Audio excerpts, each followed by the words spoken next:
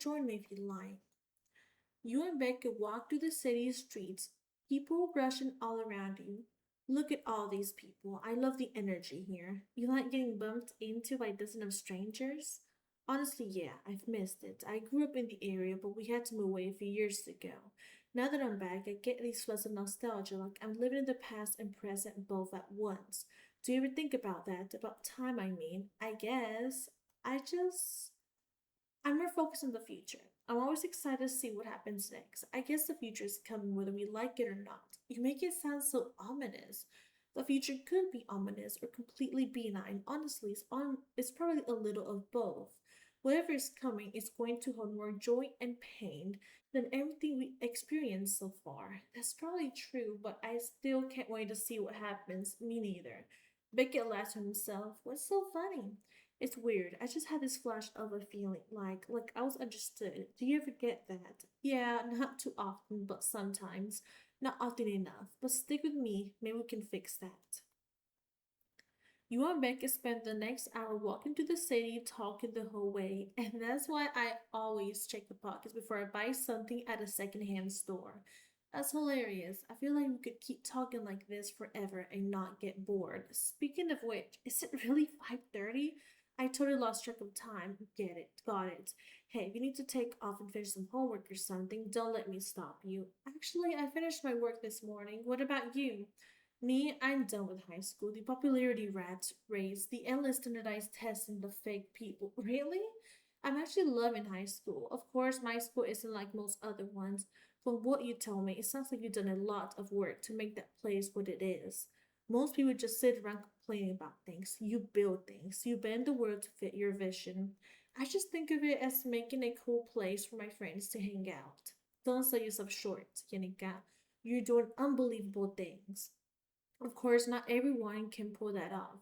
Coming back here after being away so long, I'm just not sure if I can hit the reset button again. That's why I'm going to get my GED and move on to the next phase of my life. College is going to be amazing. Really? I mean, I know skipping high school works for some people, but I feel like you personally might be missing out on a few things. Oh, yeah? Like what? The great thing about high school is the chance to figure out who you are. I'm still not sure what I want out of life. High school is my chance to figure that out. It's a noble goal, but I think most adults don't know what they want in life. What makes you think you'll figure it out in 4 years? I'm not sure I will. But high school is the perfect place to discover who you are without all the pressure of deciding a major, a career, all of that stuff. At least for now, I don't have to pretend to have it all figured out, and that's kind of great. I think it's good to enjoy your time in life and enjoy the journey. It's kind of like this moment. We could hail a cab and get to the park right now, but then we'd miss this whole walk together. So is it really better to skip to the end? Well, I can't argue with that. As you round a corner, the smell of cheese and dough wafts over you as you approach a pizza place. I was thinking we could make a quick stop here. This spot is special to me. Come inside. We'll grab a couple of slices. Beckett buys each of you a slice of pizza and you sit together on a bench outside facing the busy street. So, what's so special about this place besides the fact that you get a huge slice for $2? I mean, a lot of big events in my life went down at Antonio's. My first fist fight, my first kiss, my first heartbreak. Whenever it came to Antonio, it seemed like something big was about to happen. He picks pepperoni off his pizza and throws it to some nearby pigeons. Why you order pepperoni pizza if you don't like pepperoni? Heh, it's a habit. I guess. I used to pick the meat off and give it to my dog Denver. Man, he go crazy whenever I toss him meat. I mean, I'm a pretty passionate guy, but even I don't get that much about anything. We may be the smartest creatures on the planet, but it's hard to be as happy as a dog. Pure joy, loyalty, love. A dog feels a lot of things in such a pure way. I wish I had that same clarity. Hey, would you mind holding the hedgehog by the window for a sec? You hold the hedgehog in front of the pizza place window and Beckett snaps a photo. So what's the deal?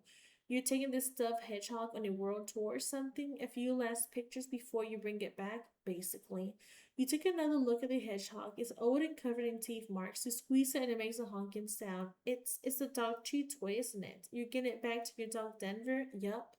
Beckett waves the new Polaroid in the air, the image fades into existence. Perfect. Come on, let's keep going. We're almost there. As you get up, Beckett points into the distance. See over there? That's the Humane Society where I first got Denver. Let's stop by. It's right on our way to the park. You reach the Humane Society. Through a window, you and Becca spot a golden retriever puppy who looks up at you with big black eyes. Hey, I think he likes you. You hold the hedgehog out, and Becca snaps a photo with the puppy in the background. Nice. I think that's our best photo yet. For a moment, Beckett puts his hand on the glass, looking down. Hey, buddy. The dog jumps up and scrabbles his paws against the other side of the glass. Who's a good boy? Who's a good boy? Looks like he wants to go home with you, Beckett. Then Beckett turns away from the puppy. There's a pain expression on his face. I'm not here to get a new dog. I'm here to remember where I got my old one. That's it, isn't it? Denver. He's not with us anymore, is he? Beckett squeezes the hedgehog, which makes a squeak. Denver died a few weeks ago, right before we moved back here. I've been planning to take him to all of his favorite places, the beach, the pizza place, the park, but he couldn't make it. The hedgehog, the Polaroids, all the special places. You're trying to remember Denver, aren't you? That's what this is about. My whole life, moving from place to place, Denver's been the only friend who's always been there, and now he's gone. I spent the last few days at home just thinking about him, missing him. People say that time makes things hurt less, but I'd wake up each morning and still feel the same dual ache in my chest. I'm so sorry. I thought if I took Denver's favorite toy on a tour of our old spots, I'd feel better, make the pain go away faster, and honestly, I think it's going to help. But I still have one last thing to do. The part that we're going to, it was Denver's favorite place in the world. I want to bury the hedgehog there. I think he would have liked that. Yeah, I wish he could have met you. He would have liked to. Becca looks down the street. Far in the distance, the sun is sinking into the ocean, painting the sky orange. It's sunset already? I thought we had more time. Becca gets to his feet. Okay, one last stop. So, almost time for the end of our journey. You walking together down 7th Street, the constellations growing brighter in the deepening night, when suddenly you notice that Beck is no longer next to you. You turn and see he's stopped moving several feet back. Beckett, what's wrong? Did we take a wrong turn? No, the park's 2 blocks ahead, 1 block left. We're close. Denver always knew it. Around here he could tell where we were going. The first time he sensed it, Denver tried to race ahead. It was like trying to keep a missile on a leash. At first, I hung back, but then I just raced ahead with him. As Beckett speaks, staring dead ahead, you step back toward him. He looks down at the hedgehog in his hand. What if I'm not ready? Whoever is Beckett, he meets your eyes. Don't hold back. Beckett's somber expression suddenly burst into a grin. Then come on. Your running footsteps echo among the towering buildings as you dart 2 blocks down, 1 block left. Finally, you stop, breathless, and look around. Phew, so did we take a wrong turn? I don't see a park right there. He points across the street to the skeleton of a new building under construction, its steel girders gleaming in the moonlight. They bulldozed it. Uamek ascended the spindly shadow of the building under construction. On the fence surrounding the plot, a large plastic sign teases the arrival of the Underwood Luxury Estates in spring 2017. That feels like so long ago. I can't believe it's gone. It's gone. Denver's Park is gone, and now it's condos. Becky, I'm sorry. I know how much you wanted to bury Denver's hedgehog here. No, I'm sorry, Yannicka. I brought you all this way for nothing. I just wanted to let go, Yannicka. That's all I wanted. Becky turns, stuffs his hand in his jeans pockets, and trudges off. I don't think you want to let go. Not deep down. Sure, you thought if you went on this journey, if you buried Denver's hedgehog here, you could move on. You visioned this whole emotional journey. You plotted out your own grief. You scripted your own pain like an author on a page, but you can't plan out your emotions. So many of them are spontaneous, improvised. Becca searches your face with his dark eyes. You're right. There's no way I could have scripted this. No way I could have scripted anything like meeting you. Becca turns back towards the fence. What are you doing? Improvising. Becca marches past you back towards the building skeleton. What are you doing? What we came here to do. He leads you toward a trailer park beside the fence, temporary construction office. He leads up, his sneakers skating against its wall, and catches the ledge, pulling himself up. Then he lies flat on the trailer's roof, extending his arm down to help you up. Give me your hand. You two squish in the muddy terrain of the construction site as you tail Beckett towards the half-finished building. You follow him up a rickety fire escape, and together you explore the exposed halls of the fourth story. The bare concrete, the loose wiring, the wind whistling through the missing windows. Soon you find yourself at the edge of the building, peering down into an enormous pit dug several stories into the earth. Must be putting in an underground parking garage. Becca again takes out Denver's favorite hedgehog. He kneads it in his fingers and it squeaks weakly. He studies it one last time and tosses it into the abyss. It fades into the darkness without a sound. Then he produces a Polaroid from your journey today. They flap in the wind, crinkling in his grip. I thought I needed these. I was so afraid of forgetting him, his friend in my fingers, the sound of his bark when I came home from school. But I'll never forget. I couldn't. A friendship like that, it burns into your brain like a TV left on too long. He throws the Polaroid into the air. They fly and spin like so much confetti, gently helixing down into the abyss. Together you wander around in reverent silence, the tesseract of girders all around you like the steel bones of the giants. I can already see them, Yannicka, can't you? The families in their condos with their own dogs, never knowing what was once here. You'll know. That's what counts. You're right. Baker reaches in his backpack and pulls out a sharpie. He pulls up a wall of concrete and writes, Denver and Beckett were here. Then he adds, and Yannicka, they'll put up the drywall soon. They'll cover all this up, but it'll still be there, even if no one knows it. Beckett walks you back to the bus stop for your ride home. You step onto the bus while Beckett remains on the platform. Thanks for everything, Yannicka. Don't think I could have done this without you. It's weird, we just met, but I already feel like we know each other really well. Think the universe will have our paths cross again? If not, I'll be pretty mad at the universe. The bus door slides shut. You smile at Beckett through the glass as you drive off into the night. A few days later, you're taking a run along the beach when you spot a boy with a tousled mane of thick dark hair playing frisbee with an energetic puppy. Beckett! So you're sitting on the sand together as the rambunctious puppy tries in vain to tackle you. You went back for the golden retriever from the Humane Society. I told you you two had a connection. Figured the little guy could use a new chapter. We both could. Who knows where it'll take us, but I think we'll like it. Does that mean you're reconsidering the GED? What about your big plan to head to college early? Sometimes plans have to change. I'm willing to give high school one more shot. I will need to find a new school in town, though. Think your campus has room for a guy like me? I bet we could find the space. So we need to add Beckett to our school. Of course we are. Beckett. Why would a modern guy like Beckett still make mistakes for his friends? And what is he writing in that mysterious journal of his? The secret crush of every introvert at school. Beckett is the school's biggest mystery, whispered about in hushed tones as he walks by, yet he barely seems to notice will be the one to solve him. Maybe. I don't know. Okay, let's put him right here in the Platinum Hangout. So this is the infamous Yinka school, huh? I've heard so much about it. A million stories just waiting to happen. It's like a book with infinite pages, half of them still unwritten. So let's add a story to top everything that's come before. An adventure?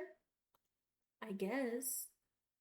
So, the next day at school, you're eating lunch outside with your friends when you notice Beckett cross the quad, lying on the grass and writing in his journal. Several giggling girls approach him and ask if you want to sit with them for lunch. Oh, me? Thanks, that's nice of you. I've got some writing to do, though. Ring check? The girls blush and run off. Watching from beside you, Autumn gives you a nudge. Looks like that new boy is pretty popular. He seems so mysterious, always writing in that journal. You're the only one here who knows him. What's he like? I think you're about to find out. Becca spies you, watching him from across the quad. He grins and waves you over. I'll be right back. Sure you will. You jog over and lie down beside Becca on the grass, watching the wisp of white clouds roll by overhead. I was thinking of going on another adventure today, Yanika. Where to? No plan this time, no script, just whatever the world decides to take us. You in? Sure. The Beckett list. Ever just think about life? You lie on the grass in the quad right beside Beckett. The two of you watch clouds drift through the brilliantly blue sky above. Why is it that we think all clouds look like something else? They're just water. My brain knows that. It's a fact. But when I look up, all I see is the whiz of a knowing smirk or an outstretched hand with my grandmother's weathered knuckles. That one over there sort of looks like a dragon, the kind you slay on a noble quest. But how would we take it out? It's huge. Beckett just grins and blows at the cloud, puffing his cheeks. And just then, through dull luck, the dragon cloud slowly breaks apart, dissipating into soft white streaks. You both smile. Isn't it funny? Clouds go by so slowly, but before you know it, they're gone, and the world's whole backtrack is different. Kind of like life. You read my mind. Life just goes on, and then in the blink of an eye, it's passed you by, and you wonder what you were doing the whole time. Beckett sighs his eye fixed on the parade of clouds above. Sound like you've got something in your mind. You okay? Yeah, it's almost my 17th birthday. I'm that much closer to being an adult. I know things would change. I can feel it, and I don't know if I'm ready. Beckett hands lingers on the worn journal next to him. Is that what you've been writing about in your journal? Yeah, just about every day lately. You want to read it to my journal? You sure you're okay with that? I am because it's you, Yannick. I feel like out of every soul in the world, you really get me. Beckett flips open his journal and hands it to you, the rough cut pages of broad handwriting fluttering in the wind. You read Becca's journal out loud, the writing that spills onto page after page. Things that I want to do before I'm 17. Make history, travel in time, live my dreams, walk in someone else's shoes. Wow, that's a list. There's just so much in life to experience. It's never too early to get started. Hence the bucket list of things I want to do before I'm 17. You mean a bucket list? That does have a nice ring to it. But how are you going to pull this off? Everything on your list is pretty ambitious. Yeah, and honestly a little abstract. Understatement of the century. Well, it's always been my philosophy to live with no regrets. It means I have to dream big, go for the road, not take it. And the philosophy is just a fancy way to say stubborn. You decide that life is going to be a certain way, and you dash yourself against the rocks of reality until either you win or the rocks do. Becca sits up suddenly, his hair a mess from lying on the grass. I don't just want to be alive. I want to live life. I mean, that's the meaning of it, right? To see it all and do it all. The world has so many experiences to offer, but from the moment we're born, every second that passes us by is something we'll never have the chance to do, to feel. That's probably a good thing. If one person experienced everything in the whole spectrum of existence, their head would probably explode. Then sign me up, because that's how I want to go out. He turns to you, his eyes flash with excitement. Want to help me complete my list, Yannicka? You're the only person I can imagine doing this with. Okay, I'm in. First on the bucket list, make history. Way to start small. That reminds me of those crinkly old recordings of Armstrong on the moon. Right. Go where no one has gone before, doing something no one has done. That's what I want to do. Got an express ticket to Mars? I wish. I'm thinking maybe we invent something or break a world record. Ooh. We can set one of those really weird records like most songs aren't on a mountain. Perfect. We'll do a whole bunch of them. Today will be one of the history books. In the prep hangout, you find a stopwatch while Beckett gathers the armfuls of bubble wrap, hula hoops, feather boas, and other materials for record setting. Time to do what no one has ever done before. Most bubble wrap popped in a minute, ready, set, go. You and Beckett grab fistfuls of bubble wrap and squeaks. The air is filled with the crackle of bubble wrap as you crush and stomp on it in a frenzy. 58, 59, 60 seconds. Woo! Next, Beckett sells as far as he can in a shopping cart while reciting Shakespeare. Shall I compare thee to a summer's day? Ah, speed bump, hit the brakes, hit the brakes. I remember that part of the sonnet. The two you skip a record number of rocks into a pool, serenade a statue, stuff blue marshmallows into your mouth. How many is that? 16? Okay, let's do one more. What'll be, Yanika? How about most were tight with your feet? You pull up your shoes and start tapping away on a keyboard while Beckett starts the stopwatch. A surprisingly tough task. Why are my feet so clumsy? How do monkeys do anything? Finally, Beckett crosses Make History off his Beckett list. History made. Take that, Caesar. You want to make apply for your world records online. Just so you hit submit, Peyton busts into the prep hangout, busily texting. Hi guys, what you up to? We just made history, set a few world records. No big deal. Oh, fun. Wish I could stick around, but I gotta grab this color pencil set for my little sib. I thought you were the youngest in your family. Oh, I'm talking about the Big Sibs program. We mentor underprivileged kids and stuff. Nice. Sounds like you're making a difference. Bonus, my baby sib is the sweetest. Look at the time. Sorry. Gotta run. Kisses. Bye. Payne hurries out, humming happily under her breath. Beckett makes a notion in his journal. One go down on the Beckett list. What's next? Time travel. You don't have it to a TARDIS, do you? Sorry. Left mine in another universe. I guess we'll have to figure out another way.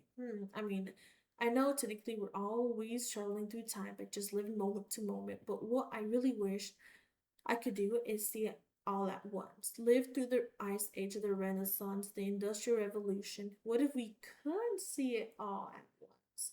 Let's go to the History Museum. Great idea. But if we're really going to have it another time period, we'd better look the part. Quick, to the DeLorean or whatever type of car you drive. Okay, I'm gonna change my outfit and apparently I gotta wear something that has to do with like the old time. So I need to get a costume. Let me see. Matrix. I'm gonna get his costume. I don't see nothing. Oh, Red Rover Revolution. I'll wear that. Let's change my hair to something that has to do. Yeah, that looks good. The two of you wander the history museum downtown, your steps echoing the dusty signs of the marble halls. Isn't it amazing the legacy all these people of the past left behind? Like a pebble dropped in a pond and the water still ripples outward. Do you think they ever wonder if we'll be reading about them centuries later, the way we hope to cause our own ripples? I think so. I think everyone wants to leave their mark, from Rockefeller's name being plastered everywhere down to the guy graffiti tagging a highway overpass. We're all just afraid of leaving nothing behind. You want my own artifacts and yellow documents encased in glass, reading each plaque as we pass.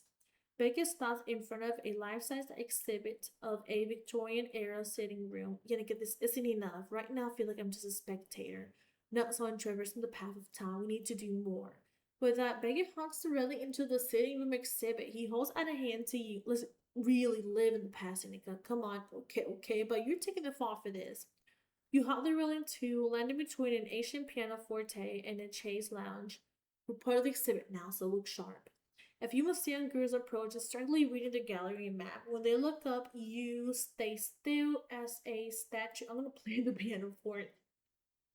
You lay your fingers straight over the off-white keys on the piano floor. You tap out a simple tune that rings out the quiet museum while Beckett lounges on the couch, just like in a Jane Austen novel. The museum girls marvel at the music and snap selfies with you. Visitors come and go, taking photos of you and Beckett. Just as one walks away, you notice a security guard coming. Uh-oh, trouble's on the way.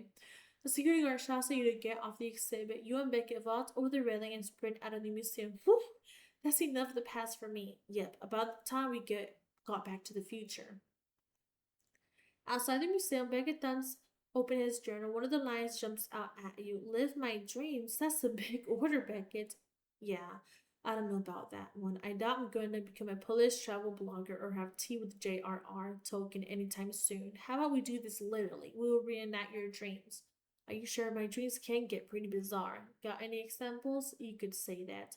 He flips to another page of his journal and shows you page after page of meticulously recounted dreams. Pull this off, but we need some friends to get in on it. Apparently, we need an actor. Okay, we can't do that one yet. So I guess we're gonna stop for a second and let's read Game On for a second. Score up, Unica. We raised even more money than I was hoping for. What can I say? I'm a natural grinder. Well, now that I can pay the registration fee for the Ultrathon game tournament, it's time to drive to NPX. What do you say, Yanika? Up for a road trip? I could really use the company. Sure, sounds fun. Just tell you didn't learn how to drive in GTA. That'd be ridiculous. I got it for all from Need for Speed. Wait, what? Let's roll. Feel free to bring another friend too. Let's go with Julian. Why not? We finally made it to MPX, and this place is totally amazing. Light gun shooters, classic board games, and who knew there were so many different kind of Pong? I did, but gaming is kind of my thing. It looks like the Ultrathon is about to start. Yep, and round 1 of 3 is Street Tech Fighters. It's gonna be a slammed up, except not literally because that's a sport reference. You sound pretty confident. I should be. I hitbot map and frame counted the special moves of every playable character in the entire STF franchise. This match ought to be like boss battling in easy mode. A few well-timed jump kicks and then Hadouken. You did it. You just won your first match in the Ultrathon tournament. You get to advance to round 2. I really think you have a chance to win it all. Thanks, Anakin. I'm glad you still think I can win the Ultrathon because I'm not so sure anymore. I don't understand, Claire. You totally crushed round 1. Why do you look so worried? Because that was the game I'm best at. What's going to happen when I play a game I haven't perfected?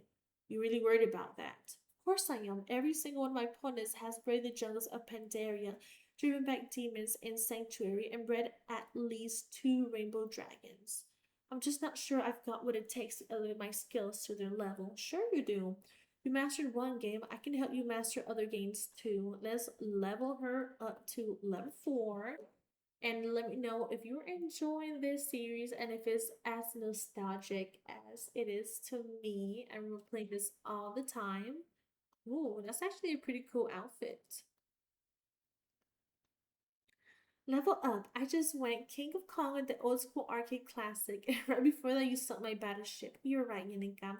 My opponents weren't better than me. I just need to unlock the potential bird inside my gamer DNA. It sounds like you're ready to start round 2 of the Ultrathon tournament. I would be, but there's one problem. Round 2 is supposed to be a war strategy game, but the game they chose is barely even a game. You don't even roll dice. All you do is talk and negotiate treaties with the other players. You need someone who can help you learn to negotiate? I got this. Let's get Blair, Claire, and Horace myself. Hey there, Claire. I heard you need to learn the art of diplomatic negotiation. Yeah, I need to learn fast. Round 2 of the Ultrathon is about to start. In that case, just try to remember this. The best negotiators spend more time listening than talking. In fact, you should try to talk as little as possible. So play the quiet game. I can do that. Claire, your negotiating tactics work perfectly. Claire has barely said a word to the other players and claimed almost every country on the game board. Almost? Looks like more than that to me. Ping me, France. That's some diplomacy up in your face. Congrats, Claire. You made it into the finals of the Ultrathon. Are you ready for the main event? I sure hope so. This last game is a new combat simulation called Starship Democles, and it's supposed to be almost impossible to beat. From what I've heard, it makes the Kumbayashi Maru look like Kumbaya. That sounds really tough, I think. Do you need any more help? I'm the starship captain, but I'll need a crew to carry out my orders. Can you find some friends to help out? I'll do my best. Okay, so myself, a level 3. So let's get Julian and let's get Tom. Helmsman Julian reporting for duty. Security Officer Tom at your service, Captain. I can't believe it, Yanika. You found me a crew to man the consoles of the space combat simulation. Yanika, I believe you meant to say first officer. Hey, first officer, is the crew ready to play Starship Democles? Aye, Captain. Then set a course for our most dangerous mission yet, the final round of the Ultrathon Engage. Engage the reverse thrusters at 32%. Security Officer Tom, we need torpedoes back online. That's a negative, Captain. Tom contracted Space Light Central. We had to vent them out the airlock. Then we don't have a choice. Launch the Doomsday Orbs. Launching. Sensors indicate the rival ship has sustained critical damage and must surrender. We won! We won? But that means that I just control out some wheat. I just won the Ultrathon. I'm the ultimate gamer. That's so cool. What do you win? Just this note that says, I'm sorry, but your princess is in another castle. Oh, that's not what I expected. Just kidding, the prices are awesome sauce. I get pre-release versions of all the next-gen consoles and a large supply of core rent chips. Thanks again, Yanika. I never would have won without your help. Anytime. So we only have paint left. OMG, OMG, OMG, OMG. I get the feeling you're excited about something. They just opened a new animal shelter downtown and it is packed full of baby animals. Animals? At the animal shelter? No, that's just crazy. Can you send someone with me to check it out, please? I need someone else to appreciate the cuddly fluffiness and to take photos of you with all the animals. Is that so wrong? Is it? So I'm gonna start right here, you guys.